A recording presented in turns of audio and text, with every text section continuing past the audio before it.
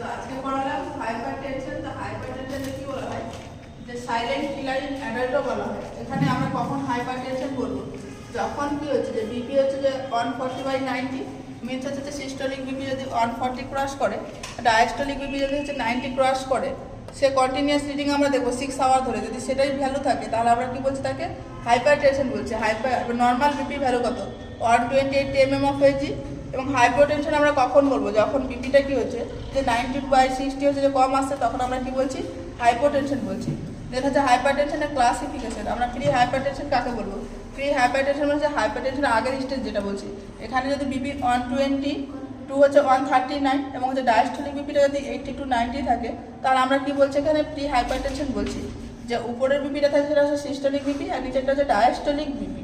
এবং হচ্ছে grade on hypertension, এখানে কিন্তু কোনো মেডিকেল ম্যানেজমেন্ট করা হয় না, এখানে পেশেন্টকে অ্যাডভাইস দেওয়া হয় লাইফস্টাইল মডিফিকেশনের জন্য।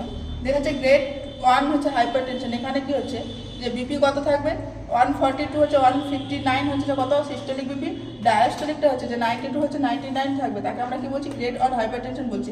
এখানে কিন্তু পেশেন্টের মেডিকেল ম্যানেজমেন্ট করতে হবে। গ্রেড 2 এর ক্ষেত্রে কি হচ্ছে যে 159 ক্রস করে যাচ্ছে সিস্টোলিক, ডায়াস্টোলিকটা হচ্ছে 99 ক্রস করছে, তাকে আমরা বলছি যে গ্রেড 2 হাইপারটেনশন। এবং হচ্ছে হাইপারটেনশন এমার্জেন্সি কখন বলছি, যখন হচ্ছে বিপি কি হচ্ছে যে 180-100 ক্রস করে যাচ্ছে, তাকে বলছি আমরা হাইপারটেনশন এমার্জেন্সি।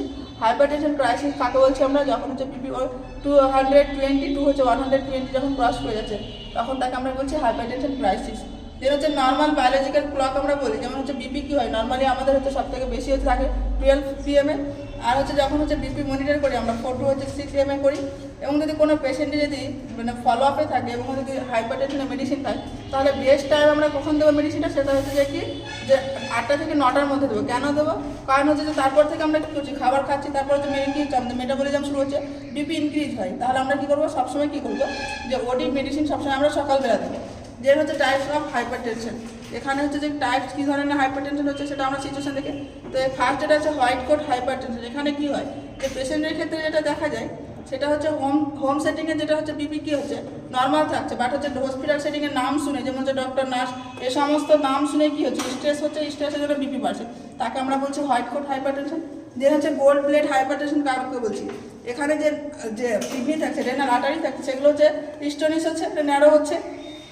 যখন হচ্ছে রেনাল আর্টারি হচ্ছে ন্যারো যাচ্ছে, এর ফলে কী হচ্ছে, কিডনি ব্লাড সাপ্লাই ডিক্রিজ হচ্ছে, এখানে রাস সিস্টেম অ্যাক্টিভেট হচ্ছে এবং বিপি হচ্ছে কী হচ্ছে ইনক্রিজ হচ্ছে। যেটা হচ্ছে সিস্টোলিক হাইপারটেনশন। এখানে কী হবে, অনলি যে সিস্টোলিক বিপি থাকবে সেটা ইনক্রিজ হবে। তো এখানে যেমন একটা এক্সাম্পল দিয়েছি 160 to 80, তাহলে এখানে যখন সিস্টোলিক বিপি ইনক্রিজ হচ্ছে মানে পালস প্রেশার কী হচ্ছে, এখানে ওয়াইড হচ্ছে, চওড়া হচ্ছে। আমরা পালস প্রেশার সমান কী জানি, যে systolic BP minus diastolic BP, তাহলে এখানে পালস প্রেশার ইনক্রিজ হচ্ছে। ডায়াস্টোলিক হাইপারটেনশনের ক্ষেত্রে কী হবে, সেখানে হচ্ছে যে নিচের যে প্রেশারটা থাকছে, ডায়াস্টোলিক যে প্রেশারটা থাকছে সেটা ইনক্রিজ থাকতে হচ্ছে, বা সিস্টোলিক প্রেশার একই থাকছে। এক্ষেত্রে পালস প্রেশার কী হবে, ন্যারো হবে, কম হবে।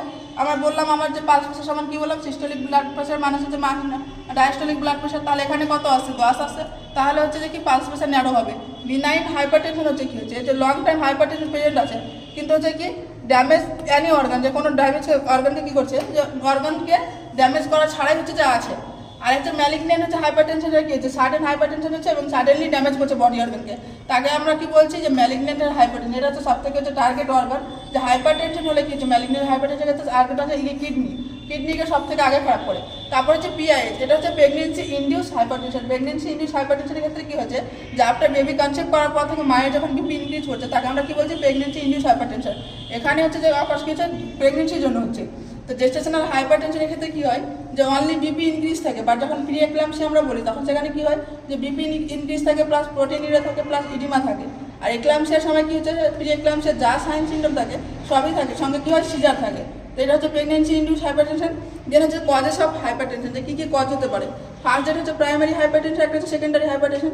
প্রাইমারি হাইপারটেনশন হচ্ছে যে কি কজ আননোন, বাট কিছু কিছু ক্ষেত্রে আমরা যেটা দেখি, যেমন ফ্যামিলি হিস্ট্রিতে রয়েছে বা ওবেসিটি, স্ট্রেস, স্মোকিং, এ সমস্ত জন্য হাইপারটেনশন হতে পারে।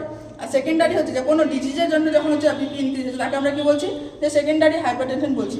যেন হচ্ছে সেকেন্ডারি হাইপারটেনশনের কজগুলো, যেমন 2-1টা ডিজিজের নাম বলেছি, যেমন হাইপারথাইরয়েডিজম, থাইরয়েডের পরিমাণ বেশি আছে, কুসিং ডিজিজ আছে, স্টেরয়েডের পরিমাণ বেশি হচ্ছে, ওখানে বিপি ইনক্রিজ হচ্ছে, বা ইনক্রিজ আইসিপি হচ্ছে, এখানে হচ্ছে যে বিপি ইনক্রিজ।